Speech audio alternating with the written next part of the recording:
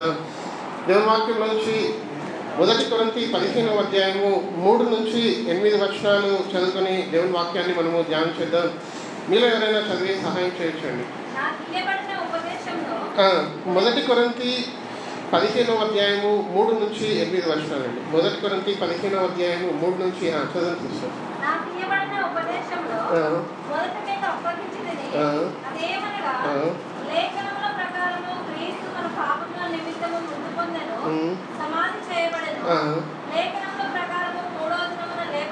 లేఖనముల ప్రకారము మూడవ దినమున లేపబడెను.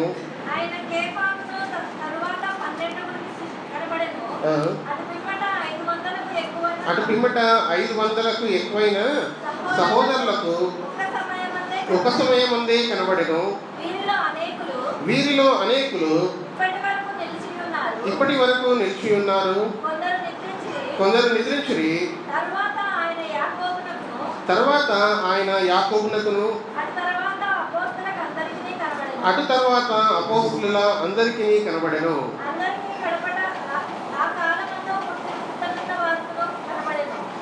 అందరికీ కడపట ఆ కాలమందు పుట్టినట్టున్న నాకును కనబడెను అని అపోస్తలులైన పౌలు కొరింథీ సంఘంతో చెప్తూ ఉంటున్నాడు. చిన్న ప్రార్థన చేసుకుని దేవుని వాక్యాన్ని మనం ధ్యానం చేద్దాం. మనం కలుసుకున్నట్టయితే చిన్న ప్రార్థన చేసుకుందాం.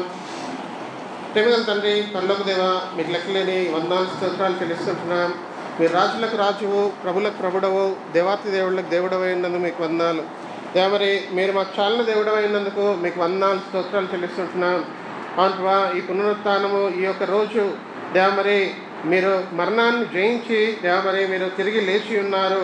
అదే కాకుండా మీరు ఆరోహణమై దేవరి తండ్రి కుడిపార్శ్వన కూర్చొని ఉన్నారు అని మీ వాక్యం సెలవిస్తూ ఉంటుంది. ఈ యొక్క విషయాన్ని మేము నమ్ముతూ ఉంటున్నాం, విశ్వసిస్తున్నాం. కాబట్టి ఇక్కడ మేము కూడుకొని ఉన్నాం. దేవరి మీరే మమ్మల్ని నడిపించుకొని అడగచ్చు. మీ వాక్యం ద్వారా మీరు మాతో మాట్లాడండి. అవునువా, నేను వట్టివాడినే దేవరి, కేవలం నేను మీ వాక్యాలను ప్రకటిస్తూ ఉంటున్నాను. అవునువా దేవరి, మీ వాక్యము మా అందరికీ బోధించుకొని అడగచ్చు. మా ప్రార్థన ఆలకించమని యేసు నామములో అడుగుచున్నాను తండ్రి, ఆమేన్. మొదటి కొరింథీ 15వ అధ్యాయము 3 నుంచి 8 వచనాలు మనం చూసి ఉన్నాం. యేసు ప్రభు యొక్క పునరుత్థానం దినము ఈరోజు మనం జరుపుకుంటూ ఉంటున్నాం. లోకమంతా ఈ యొక్క రోజు యేసు ప్రభు ఆయన మరణించి తిరిగి లేచాడు అనే యొక్క జ్ఞాపకాన్ని లోకమంతా చేసుకుంటూ ఉంటుంది. మన జాగ్రత్తగా మనం గమనించినట్టయితే యేసు ప్రభు తాను ఈ లోకానికి వచ్చాడు అంటే ఆయన జన్మించాడు, ఆయన కల్వరి సిలువలో ఆయన మరణించాడు, ఆయన మరణించి ఆయన 3వ దినంన ఆయన తిరిగి లేచి ఉన్నాడు అని దేవుని వాక్యం సెలవిస్తుంటుంది. అంతేకాకుండా దేవుని వాక్యంలో ఏమని రాయబడి ఉందంటే, యేసు ప్రభు ఆయన దాదాపు 500 మందికి ఒకటేసారి ఆయన కనబడి ఉన్నాడు అని తెలియజేయబడుతుంటుంది వాక్యంలో. అపోస్తలుడైన పౌలు కొరింథీ సంఘానికి అక్కడ తెలియజేస్తున్న విషయం ఏంటంటే, పునరుత్థానం అనేది చాలా ప్రాముఖ్యమైన విషయము అని తెలియజేస్తుంటున్నాడు. ఏది ప్రాముఖ్యమైన విషయము అంటే, పునరుత్థానము అనేది చాలా ప్రాముఖ్యమైన విషయము. మనము క్రిస్మస్ యేసు ప్రభు పుట్టుకని జరుపుకుంటూ ఉంటాం. యేసు ప్రభు ఆయన మరణిస్తూ ఉన్నాడు, ఆయన కల్వరి సిలువలో వేలాడవేయబడి ఉన్నాడు, ఆయన మరణించి ఉన్నాడు అని కూడా జ్ఞాపకం చేసుకుంటూ ఉంటాం. అది కూడా లోకంలో మనం చూపిస్తూ ఉంటున్నాం చాలా బాగా. మొన్నటి రోజున మనము ప్రోగ్రామ్స్ చేసి ఉన్నాం. అక్కడ వీధులలో వెళ్ళి సిలువ మీద ఏ రీతిగా యేసు ప్రభు మరణించాడో అది మనం తెలియజేస్తున్నాం. అయితే పునరుత్థానం అనేది చాలా ప్రాముఖ్యమైంది. ఇదిగో యేసు ప్రభు ఈ లోకంలో పుట్టాడు అంటే ఆయన తప్పకుండా మరణిస్తాడు అని సూచనలు ఆయన ఇచ్చి ఉన్నాడు.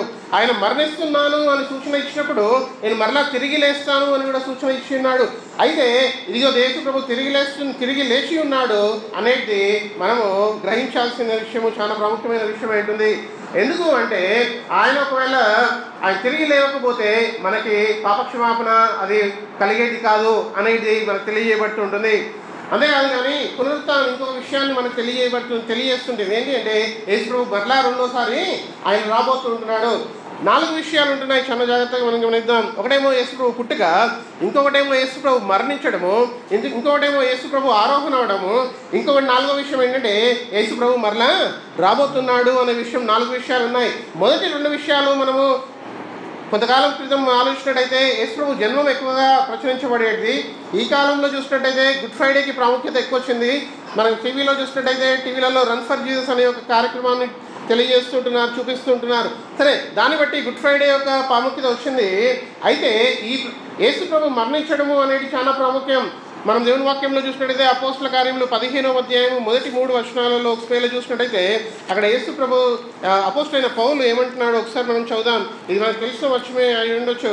అపోస్తల కార్యములు 17వ అధ్యాయము మొదటి 3 వచనాలు చూసినట్టయితే ఎవరైనా మీలో చదవచ్చు అండి. అపోస్తల కార్యములు 17వ అధ్యాయము మొదటి 3 వచనాలు ఒకసారి చూసినట్టయితే ఒకసారి వారు తెస్సలోనికకు వచ్చిరి. అక్కడ యూదుల సమాజ మందిరము ఒకటి ఉండెను. గనుక పౌలు తనకు వాడుక చొప్పున సమాజ మందిరము వారి యొద్దకు వెళ్ళి క్రీస్తు శ్రమపడి మృతులలో నుంచి లేచుట ఆవశ్యకమనియు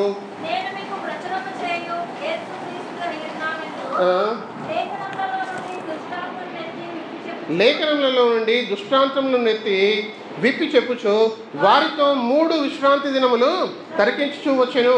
అపోస్తలుడైన పౌలు తాను ఏం చేస్తున్నాడంటే ఇది క్రీస్తు శ్రమపడి మృతులలో నుంచి లేచుట ఆవశ్యకమని, క్రీస్తు కేవలం శ్రమపడమే కాదు కానీ ఆయన శ్రమపడి మృతులలో నుంచి లేచుట చాలా ఆవశ్యకమని అక్కడున్న సంఘానికి ఆయన ప్రచురం చేస్తున్నాడంట. ఈ విషయాన్ని 3 విశ్రాంతి దినములు తను చెప్తుంటున్నాడంట. ఒకసారి ఆలోచిద్దాం. ఒకవేళ నేను ఏ దేవుడిని పూజిస్తున్నాను అని ఒకవేళ మనం ఆలోచించినట్టయితే ఇదిగో ఆయన చనిపోయిన దేవుడు అయి ఉన్నట్టయితే ఆయన మనతో మాట్లాడాడు. ఆయన చనిపోయిన దేవునికి మనం పూజిస్తున్నట్టయితే మనము ఆరాధించాల్సిన అవసరం లేదు, లేకపోతే మనము ఆయనతో మాట్లాడుతున్న ప్రార్థన చేయాల్సిన అవసరం లేదు. ఒకవేళ మనం ప్రార్థిస్తున్నామంటే దాని అర్థం ఏంటంటే మనం దేవునితో మాట్లాడుకుంటున్నాం. ఒకవేళ మనం వాక్యం చదువుతున్నామంటే ఆయన మనతో మాట్లాడుతున్నాడు అని ఒక అర్థం వస్తుంటుంది. ఒకవేళ యేసు ప్రభు ఆయన చనిపోయి ఉన్నట్టయితే, కేవలం చనిపోయి ఉన్నట్టయితే, ఆయన తిరిగి లేవకపోతే ఇదిగో మనం అందరిలాగానే మన జీవితాన్ని మనం గడిపేవారిగా ఉంటాం, బయట వారిలాగానే మనం జీవితాన్ని గడిపేవారిగా ఉంటాం. కానీ యేసు ప్రభు సజీవుడు అని మనం జ్ఞాపకం ఉంచుకోవాల్సింది చాలా ప్రాముఖ్యమైంది. 4 విషయాలు మనకు తెలియబడుతుంటున్నాయి. యేసు ప్రభు ఈ లోకంలో ఆయన జన్మించాడు, ఆయన ఈ లోకంలో ఆయన మరణించాడు, ఆయన ఈ లోకంలో నుంచి ఆయన పరలోకానికి వెళ్ళి ఉన్నాడు, మరలా ఆయన ఈ లోకానికి రాబోతుంటున్నాడు. అయితే ఇదిగో 2 విషయాలలో చాలా ప్రాముఖ్యంగా మనం ఆలోచిస్తుంటున్నాం. కానీ మిగతా 2 విషయాలు మనము ఆలోచించాలి, అర్థం చేసుకోవాలి, అంతేకాకుండా ప్రపంచానికి తెలియజేసే వారిగా ఉండాలి. ఒకవేళ మన ప్రపంచాన్ని అడిగినట్టయితే ఇదిగో యేసు ప్రభు ఆరోహణమై వెళ్ళాడా అంటే వారికి అంత స్పష్టత లేదు. కానీ అపోస్తలుడైన పౌలు ఆయన 1 కొరింథీ 15వ అధ్యాయంలో తాను ఏమంటున్నాడంటే ఇదిగో యేసు ప్రభు ఎంతమంది కనబడ్డాడంటే 500 మందికి ఒకటేసారి కనబడి ఉన్నాడు. యేసు ప్రభు లేచి ఉన్నాడని రుజువు ఎవరు అంటే ఆ కాలంలో ఉన్న 500 మంది. చాలా జాగ్రత్తగా మనం ఆలోచిద్దాం. యేసు ప్రభు చనిపోయిన తర్వాత శిష్యులందరూ ఎక్కడికి వెళ్ళిపోయారంటే వారు చేపలు పట్టుకోవడానికి వారు వెళ్ళిపోయి ఉన్నారు. వారి గురించి ఆలోచించినట్టయితే వారు విద్య లేని పామరులు అని వారికి ఒక బిరుదు ఉంది. ఏమని బిరుదు ఉందండి? విద్య లేని పామరులు అని వారికి బిరుదు ఉంది. అయితే సరే, కరెక్టే. ఎందుకు అంటే యేసు ప్రభు చనిపోయిన తర్వాత వారు వెనుకకు వెళ్ళిపోయారు. వెనుకకు ఎందుకు నిరుత్సాహంగా వెళ్ళిపోయారంటే మా నాయకుడు ఎవరైతే ఉన్నారో ఆయన మమ్మల్ని 3.5 సంవత్సరాలు నడిపించి ఉన్నాడు. ఆ నడిపించిన నాయకుడు చనిపోయాడు కాబట్టి ఇంకా మేము ఏమీ చేయలేము అనే పరిస్థితి వారిలోనికి వచ్చింది. అయితే వారిలో బలము శక్తి ఎక్కడి నుంచి వచ్చిందంటే ఆయన తిరిగి లేచిన తర్వాత వారిలో బలము శక్తి వచ్చింది. యేసు ప్రభు ఆయన పునరుత్థానుడు అయి ఉన్నాడు కాబట్టి ఇదిగో మనం జీవిస్తూ ఉంటున్నాము. మనలో బలము శక్తి అది దేవుడు మనకి ఇస్తుంటున్నాడు అని చాలా జాగ్రత్తగా మనం గమనించాల్సిన విషయం ఉంటుంది. దేవుని వాక్యంలో ఒకవేళ చూసినట్టయితే లూకాసు వార్త 24వ అధ్యాయం 44వ వచనం చదువుదామండి. లూకాసు వార్త 24వ అధ్యాయము 44వ వచనము యేసు ప్రభు తాను తిరిగి లేచిన తర్వాత అన్న మాట అవి మనం జ్ఞాపకం చేసుకుంటున్నాం. యేసు ప్రభు తిరిగి లేచిన తర్వాత ఆయన ఏం మాట పలికాడో ఒకసారి చూద్దాం. లూకాసు వార్త 24వ అధ్యాయం 44వ వచనం చదివినట్టయితే అంతటా ఆయన మోషే ధర్మశాస్త్రములలోను ప్రవక్తల గ్రంథములలోను కీర్తనలోను నన్ను గూర్చి వ్రాయబడినవన్నీ నెరవేరవలెనని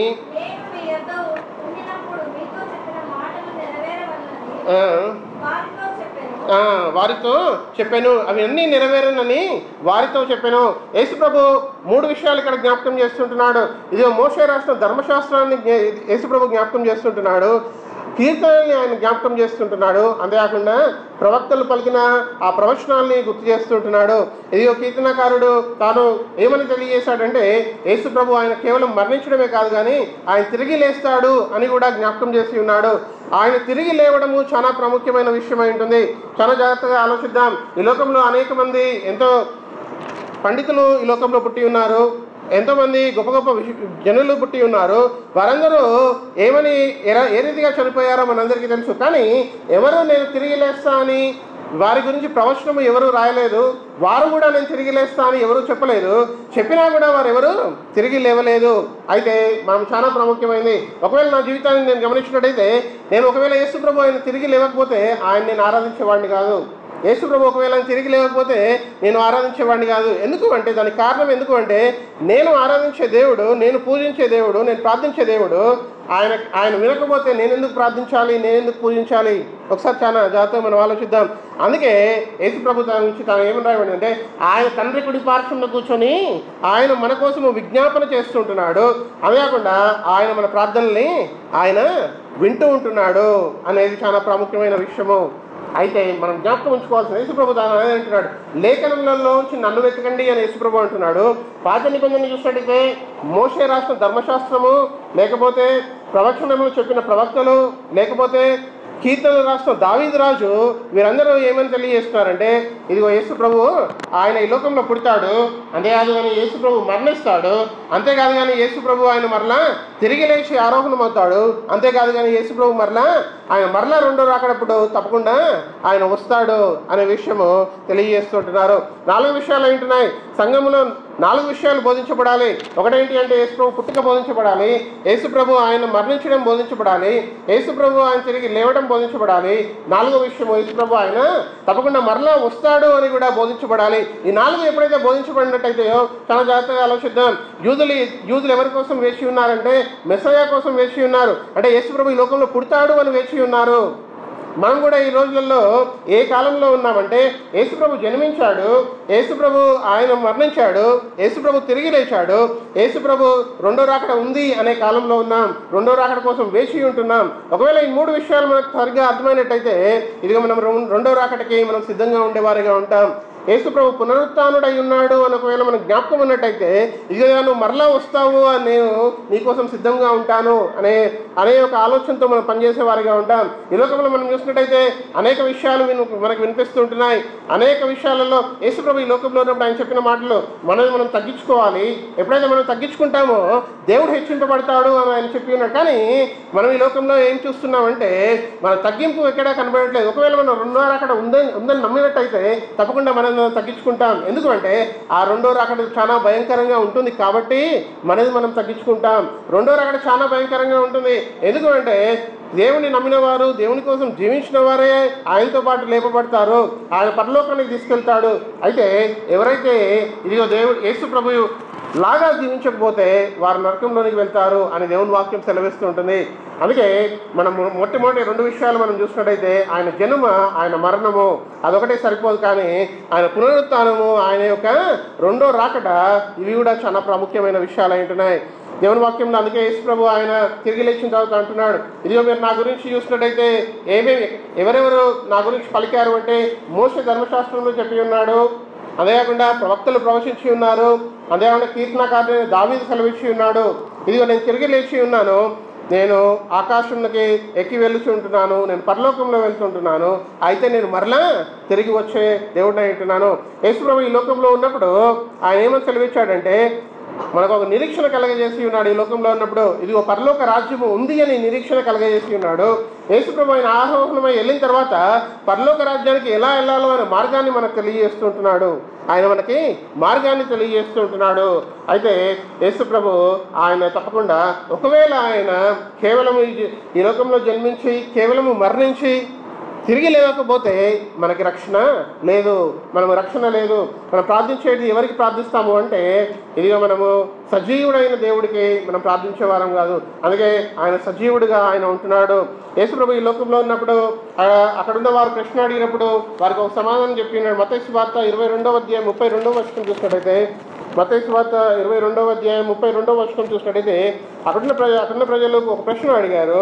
ప్రశ్న అడిగిన దానికి యేసు ప్రభు ఆయన ఏమని సమాధానం చెప్పాడో ఒకసారి చూద్దామండి. మత్తయి సువార్త 22వ అధ్యాయం 32వ వచనం చూసినట్టయితే, నేను అబ్రహాము దేవుడను, ఇస్సాకు దేవుడను, యాకోబు దేవుడనై ఉన్నాను. దేవుడు మీతో చెప్పిన మాట మీరు చదవలేదా? ఆయన సజీవులకే దేవుడు గాని మృతులకు దేవుడు కాడని వారితో చెప్పాను. జనులు అది విని ఆయన బోధకు ఆశ్చర్యపడిరి. అప్పుడు అక్కడ పరిస్థితులలో పునరుత్థానము లేదని కొంతమంది అనేవారు, పునరుత్థానము ఉంది అని కొంతమంది అనేవారు. అయితే యేసు ప్రభు పాత నిబంధనలోంచి అక్కడ రాయబడిన మాట ఒకటి చూపించి ఆయన ఏమంటున్నాడంటే, మరలా మనం చదివినట్టయితే 32వ వచనంలో, నేను అబ్రహాము దేవుడను, ఇస్సాకు దేవుడను, యాకోబు దేవుడనై ఉన్నాను.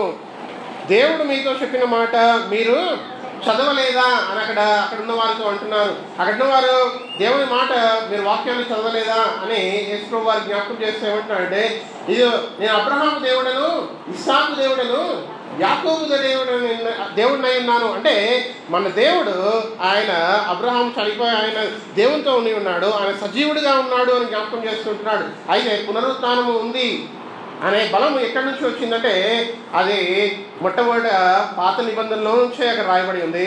మోషే రాసిన ధర్మశాస్త్రం నుంచే చెప్పబడుతుంటుంది.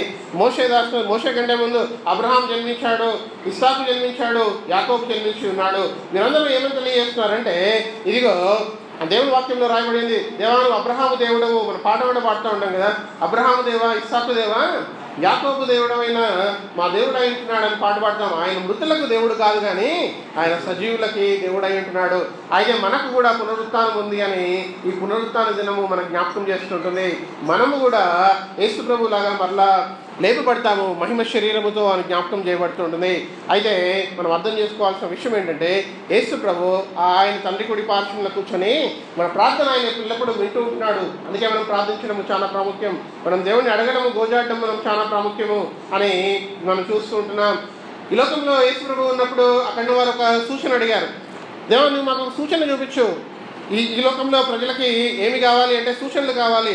సూచనలు ఆయన ఎంతోమంది స్వస్థపరిచి ఉన్నాడు, ఎంతో విషయాలు ఆయన బోధించి ఉన్నాడు. అయితే యేసు ప్రభుని ప్రజలు ఏమడుగుతున్నారంటే మాకొక సూచన కావాలని అడుగుతుంటున్నారు. అయితే యేసు ప్రభు ఆయన ఏమన్నాడంటే, మత్తయి సువార్త 12వ అధ్యాయం 40వ వచనం చూసినట్టయితే, మత్తయి సువార్త 12వ అధ్యాయం 40వ వచనము చూసినట్టయితే, మత్తయి సువార్త 12వ అధ్యాయం 40వ వచనము, యోనా 3 రాత్రింబగళ్ళు తిమింగిలము కడుపులో ఎలాగు ఉండెనో అలాగే మనుష్య కుమారుడు 3 రాత్రింబగళ్ళు భూగర్భంలో ఉండును. ఇదిగో యేసు ప్రభు సూచన ఇస్తుంటున్నాడు. పాత నిబంధనలో వచ్చి ప్రవక్త పలికిన మాట, యోనా ప్రవక్త పలికిన మాట ఆయన సూచనగా చూపిస్తూ ఉంటున్నాడు. ఏమని అంటే, ఇదిగో యోనా ఏ రీతిగా అయితే 3 రాత్రింబగళ్ళు చేప కడుపులో తిమింగం కడుపులో ఏ రీతిగా ఉన్నాడో ఆ రీతిగానే నేను కూడా భూగర్భంలో 3 దినములు 3 రాత్రులు నేను ఉండి మరలా నేను తిరిగి లేస్తాను ఆయన సెలవిస్తూ ఉంటున్నాడు. అయితే ప్రవచనము ఏమి మనకు తెలియజేస్తుంది అంటే, ప్రవచనము మనకి యేసుప్రభు పుట్టుకని తెలియజేస్తుంటుంది. యేసుప్రభు మన నిమిత్తము ఆయన చేసిన పాపముల నిమిత్తము ఆయన చనిపోయి తిరిగి లేస్తాడు అని కూడా తెలియజేస్తుంటుంది. తిరిగి లేవడమే కాదు కానీ ఆయన మరలా మనకి ఈ లోకంలోనికి ఆయన వస్తాడు అని కూడా ప్రవచనము తెలియజేస్తుంటుంది. అయితే ప్రవచనము మనిషిని జీవింపజేస్తుంటుంది, మనిషిని నిరీక్షణతో ఉండడానికి ఈ రీతిగా నడిపిస్తుంటుంది. అందుకే యేసు ప్రభు తాను ఏమంటున్నాడంటే, ఇదిగో మీకు సూచన అడుగుతున్నారే, ఇంకా గొప్ప సూచన మీకు ఏం కావాలి? ఇదిగో ప్రవక్తలలో యోనా ఉన్నాడు, ఆయన జీవితాన్ని మనం చూసినట్టయితే యోనా ఇదిగో ఆయన చేప కడుపులో 3 రాత్రింబగళ్ళు ఏ రీతిగా ఉన్నాడు, మరలా ఆయన ఏ రీతిగా బయటకు వచ్చాడో అదే మీకు సూచనగా ఇవ్వబడుతుంటుంది. ఆ సూచన ఏంటంటే యేసు ప్రభు మరలా ఆయన తిరిగి లేస్తాడు, ఆయన తిరిగి లేచి ఉన్నాడు, ఆయన తిరిగి లేచి ఉన్న దేవుడై ఉంటున్నాడు అని మనకి తెలియబడుతుంది. ఒకసారి ఆలోచిద్దాం, శిష్యులు యేసు ప్రభు చనిపోయిన తర్వాత ఆయన తిరిగి లేచిన తర్వాత వారు ఏం బోధించారో అని ఒకవేళ మనం ఆలోచించినట్టయితే, అపోస్తల కార్యంలో దేవుని వాక్యంలోంచి అపోస్తల కార్యంలో 2వ అధ్యాయం 29వ వచనం ఒకసారి చూద్దామండి. అపోస్తల కార్యంలో 2వ అధ్యాయము 29వ వచనం ఒకవేళ చూసినట్టయితే, యేసు ప్రభు మరణించి తిరిగి లేచిన తర్వాత శిష్యులు ఏం విషయాన్ని బోధించారు? చాలాసార్లు మనకి అర్థం కాని విషయం ఏంటంటే, బోధ ఏ రీతిగా ఉంటుంది, ఏం బోధించాలి అని ప్రశ్నలు చాలా ఉంటాయి. అయితే పేతురుని చూసినట్టయితే ఆయన యేసు ప్రభు శిష్యుడై ఉంటున్నాడు. తాను ఏం బోధించాడో ఒకసారి చూద్దాం. అపోస్తల కార్యం 2వ అధ్యాయం 29-30 వచనాలు చూసినట్టయితే, సహోదరులారా,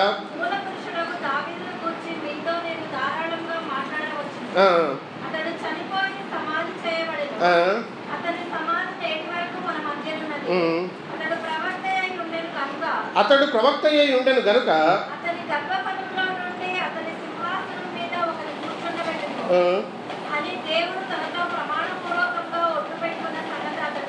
అతడేగి క్రీస్తు పాతాళంలో విడవబడలేదని, ఆయన శరీరము కుళ్ళిపోలేదని దావీదు ముందుగా తెలుసుకొని ఆయన పునరుత్థానమును గూర్చి చెప్పాను. ఇది అపోస్తల కార్యంలో పేతురు అక్కడ ప్రజలకు బోధిస్తూ ఉంటున్నాడు. పేతురు అక్కడ ప్రజలకు బోధిస్తున్నాడు. ఏమని బోధిస్తున్నాడంటే, ఇదిగో దావీదు ప్రవక్త ఆయన ముందే ప్రవచించి ఉన్నాడు. ఆయన ఏమని తెలియజేస్తున్నాడంటే, యేసు ప్రభు మరణాన్ని జయించి ఆయన తిరిగి లేస్తాడు అని. యేసు ప్రభు మరణాన్ని జయించి ఆయన తిరిగి లేస్తాడని.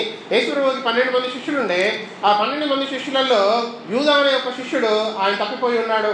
ఆయన తప్పిపోయిన తర్వాత ఆ 11 మంది శిష్యులు ఏమని ఆలోచిస్తారు అంటే, ఇదిగో 12 మంది శిష్యులలో ఒక శిష్యుడు తప్పిపోయి ఉన్నాడు, అయితే ఈ యొక్క శిష్యుడిని కూడా నేను భర్తీ చేద్దామని అనుకుంటున్నాము అని వారు అనుకున్నప్పుడు వారు ఏమని మాట అంటున్నారంటే, అపోస్తల కార్యంలో 1వ అధ్యాయం మరలా మనం చదువుదామండి. ఒకవేళ మన అపోస్తల కార్యంలో 1వ అధ్యాయం 21-22 వచనాలు చూసినట్టయితే,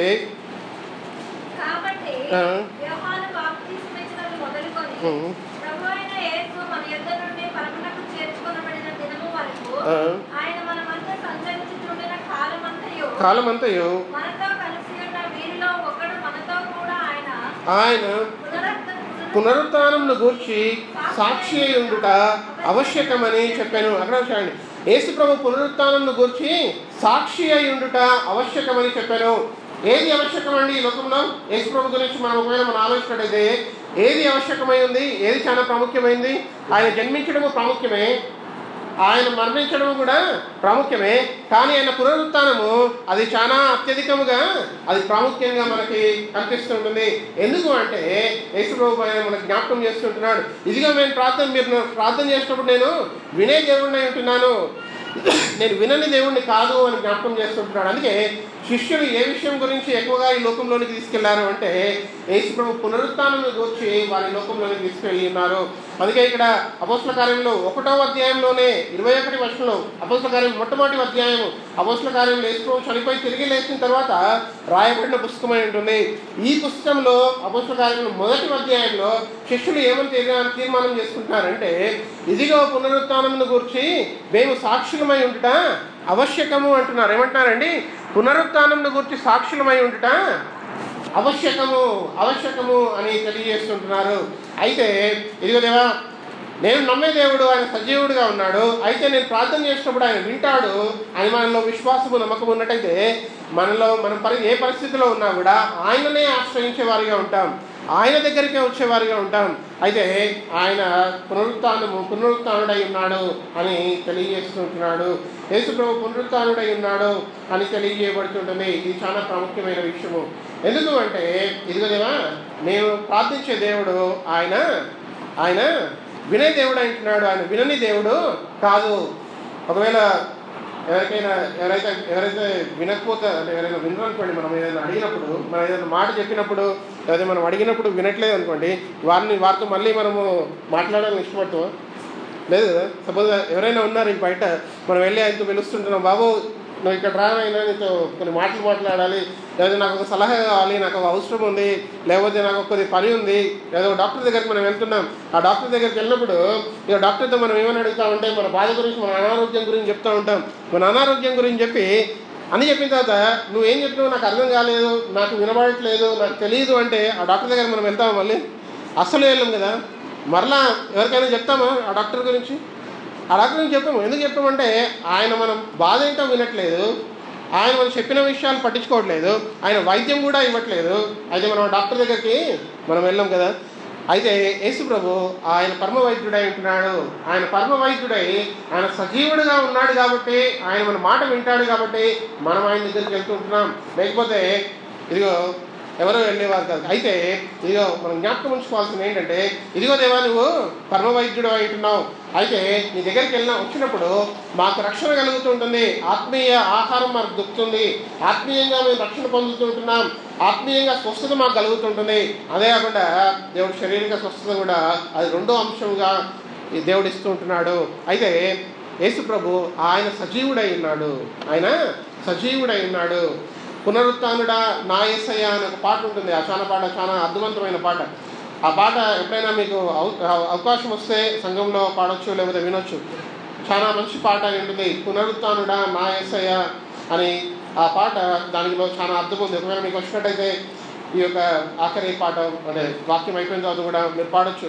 యేసు ప్రభు ఆయన పునరుత్థానుడు అంటున్నాడు. అయితే పునరుత్థానంలో గొప్ప శక్తి ఉంది. యేసు ప్రభు పునరుత్థానుడు అయినాడు. ఆ పునరుత్థానంలో గొప్ప శక్తి ఉంది. దేవుని వాక్యంలో ఒకవేళ మనం చూసినట్టయితే ఫిలిప్పీలకు రాసిన పత్రిక 3వ అధ్యాయం 10వ వచనం చదివినట్టయితే, దేవుని వాక్యంలోంచి ఫిలిప్పీలకు రాసిన పత్రిక 3వ అధ్యాయము 10వ వచనము ఒకవేళ మనం చదివినట్టయితే నిలవరైనా చదవచ్చు. ఏ విధము చేతనైన మృతులలో నుండి నాకు పునరుత్థానము కలగవలనని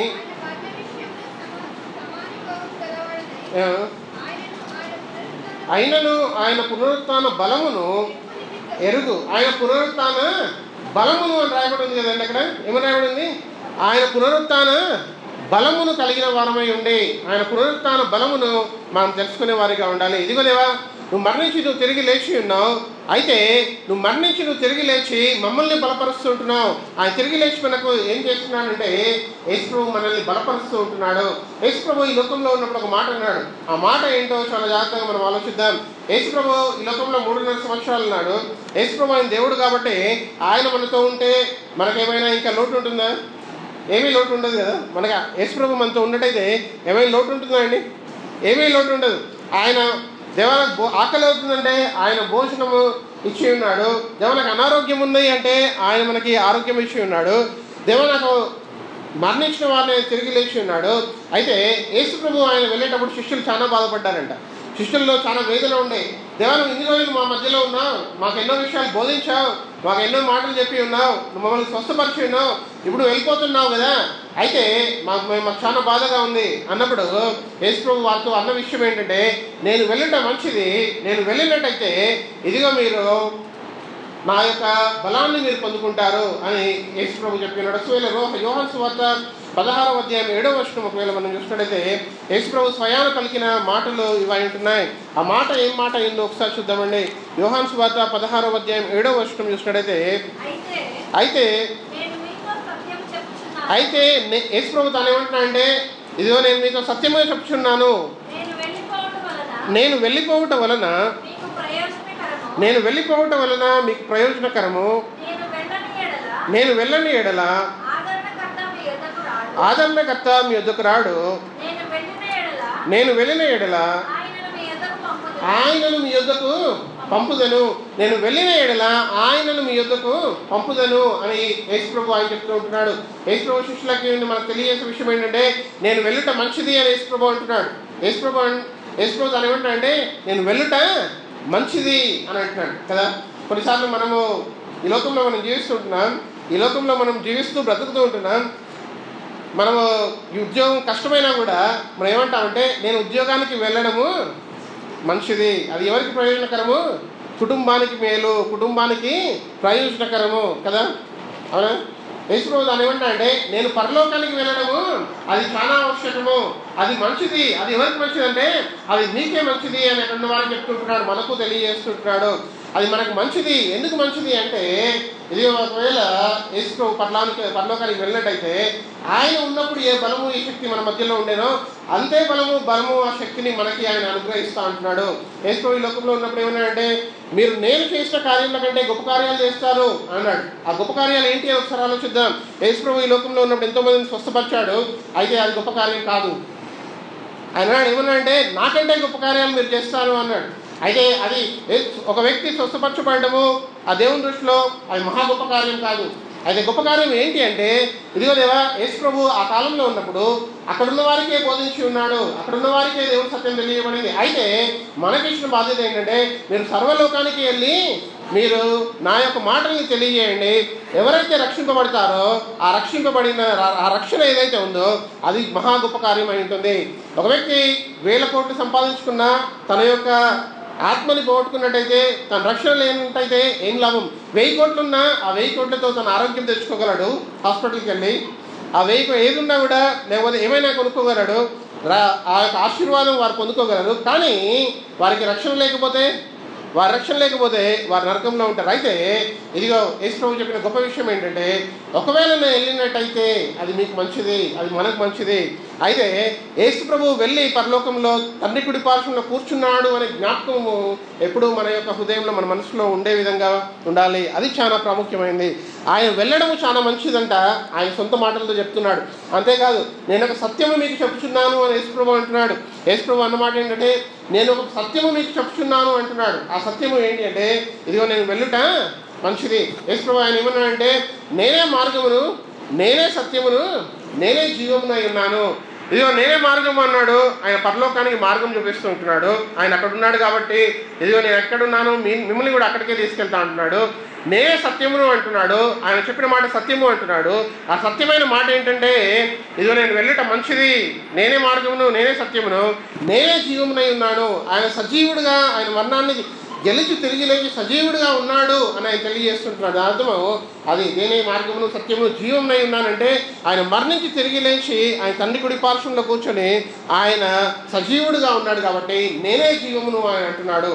మీరు మరణించిన దేవుణ్ణి పూజించట్లేదు, కానీ జీవము కలిగిన దేవుణ్ణి పూజిస్తుంటున్నాడు. ఒకవేళ మరణించిన దేవుని దగ్గరికి మనం వెళ్ళాలని ఇష్టపడతామా? ఆ మార్గం ఉన్నా కూడా మనం వెళ్ళినా మనకేమీ దొరకదు అక్కడ. ఎందుకు అంటే అది అక్కడ సజీవుడైన దేవుడు లేడు కాబట్టి. అనుచేసుకో అన్న మాట ఏంటంటే, నేనే మార్గమును, సత్యమును, జీవమునై ఉన్నాను అంటున్నాడు. మార్గము చూపిస్తూ ఉంటున్నాడు. ఆయన సత్యవంతుడై ఉన్నాడు, ఆయన మాటలు సత్యవంతుడై ఉన్నాయి, ఆయన జీవంగా ఉంటున్నాడు, ఆయన జీవిస్తూ ఉంటున్నాడు అని యేసుప్రభు జ్ఞాపకం చేస్తుంటున్నాడు. అయితే యేసుప్రభు ఈ లోకంలోంచి వెళ్ళుట అది చాలా మంచిది. దాని నుంచి ప్రయోజనకరం ఏంటి అంటే, దేవుడు ఆయన మనల్ని ఆదరించడానికి, బలపరచడానికి ఆయన మనకి తన యొక్క ఆత్మను పంపిస్తూ ఉన్నా అంటున్నాడు. అయితే ఆ ఆత్మ మనల్ని నడిపిస్తూ ఉంటుంది. దేవుని ఆత్మ మనల్ని నడిపిస్తూ ఉంటుంది. దేవుని యొక్క పరిశుద్ధాత్మ మనల్ని నడిపిస్తూ ఉంటుంది. అది గొప్పగా మనల్ని నడిపిస్తూ ఉంటుంది. అది బలముగా మనల్ని నడిపిస్తూ ఉంటుంది.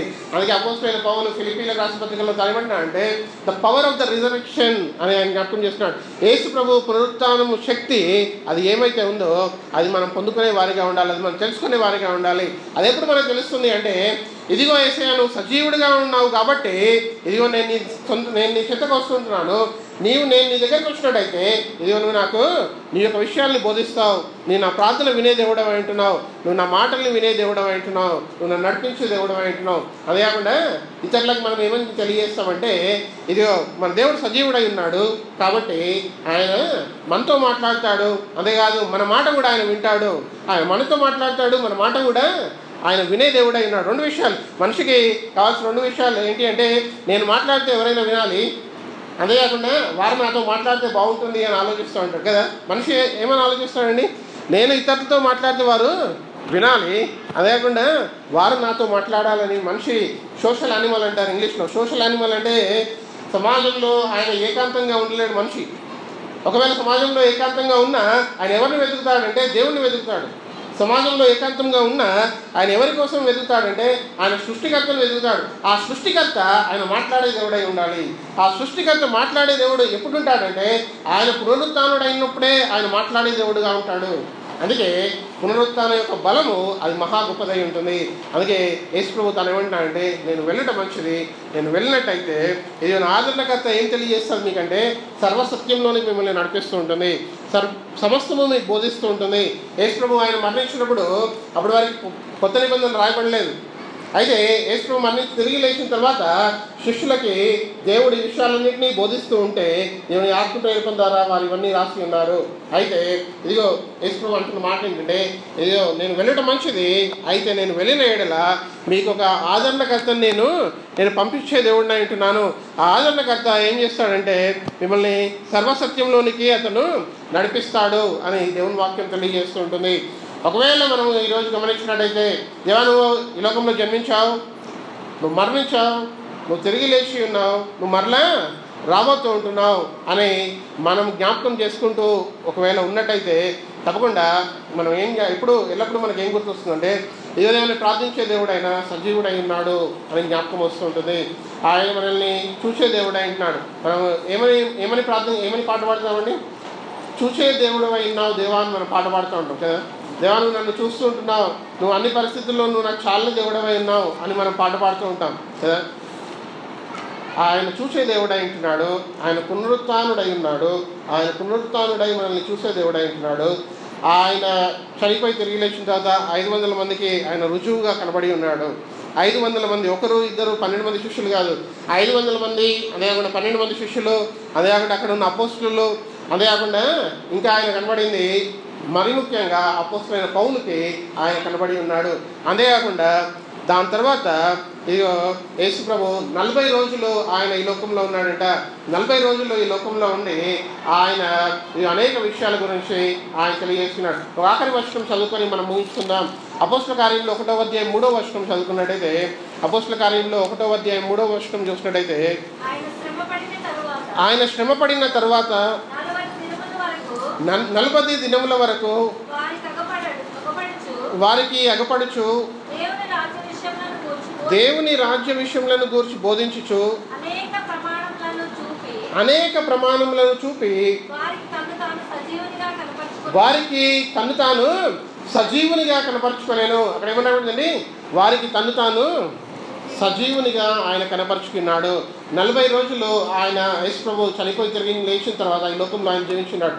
40 రోజుల కాలం అంటే అది చాలా పెద్ద కాలం ఉంటుంది. ఆయన ఎంతోమందికి ఎన్నో విషయాలు బోధించి ఉన్నాడు, ఎన్నో విషయాలు తెలియజేసి ఉన్నాడు, అనేక మందికి కనబడి ఉన్నాడు. ఆయన కనబడి ఆయన ఏమంటున్నాడంటే, ఇదిగో నేను సజీవుడిగా ఉండి ఉన్నాను, అందుకే మనము సజీవుడైన దేవునికి నేను ప్రార్థిస్తుంటున్నాను అని మనం ప్రార్థించేవారిగా ఉండాలి. పునరుత్థానుడైన దేవునికి నేను ప్రార్థన చేస్తుంటున్నాను.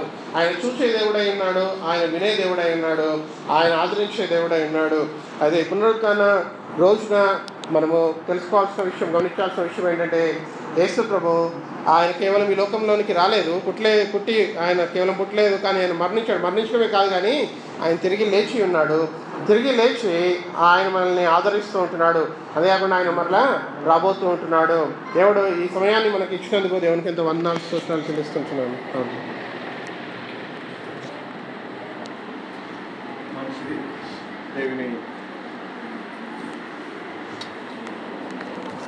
దేవుని నామానికి స్తోత్రములు. ప్రత్యేకంగా ఈ సమయంలో దైవజనుడు మంచి వర్తమానాన్ని మన కొరకు అందించాడు. వారిని బట్టి దేవుని